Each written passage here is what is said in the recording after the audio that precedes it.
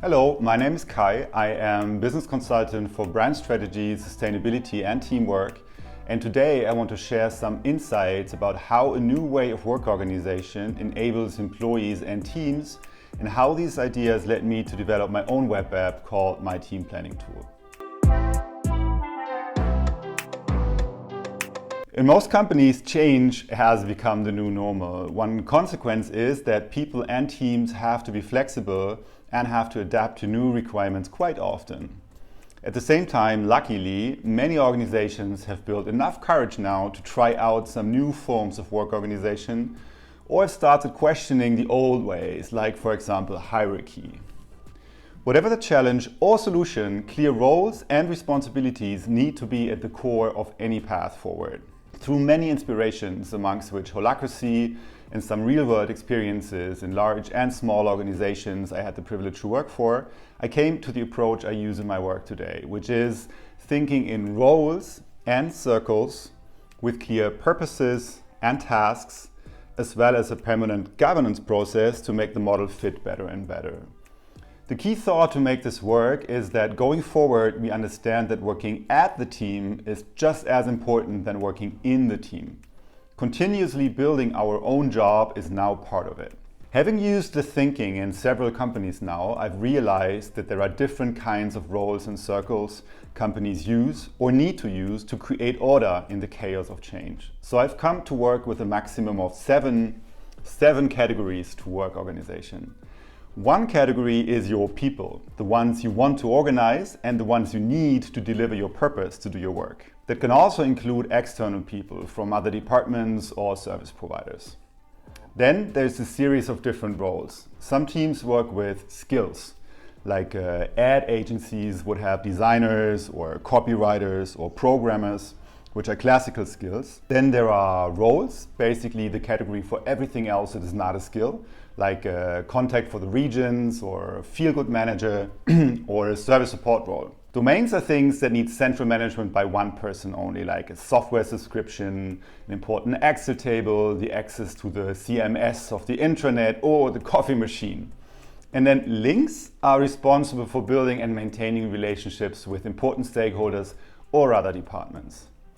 And then you can combine all these elements in circles, which is just a fancy word for teams, or in project, which are also teams, but meant to exist just for the time the project lasts. The building process looks like this. Depending on the categories you need, you start defining skills, roles, domains, and links first.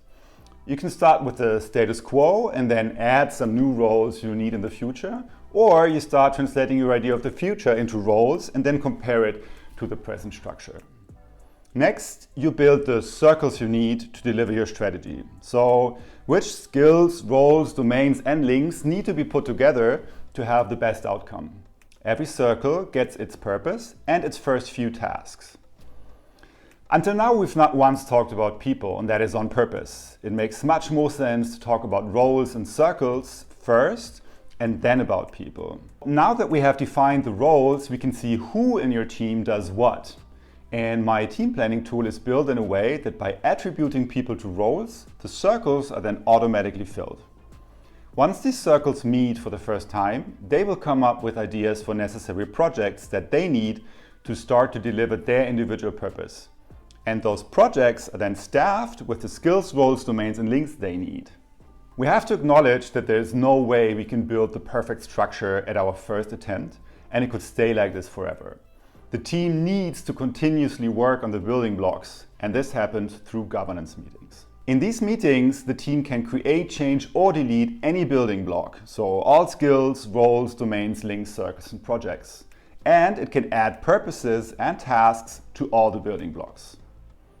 In order to help teams manage this process, I have developed myTPT, which stands for My Team Planning Tool.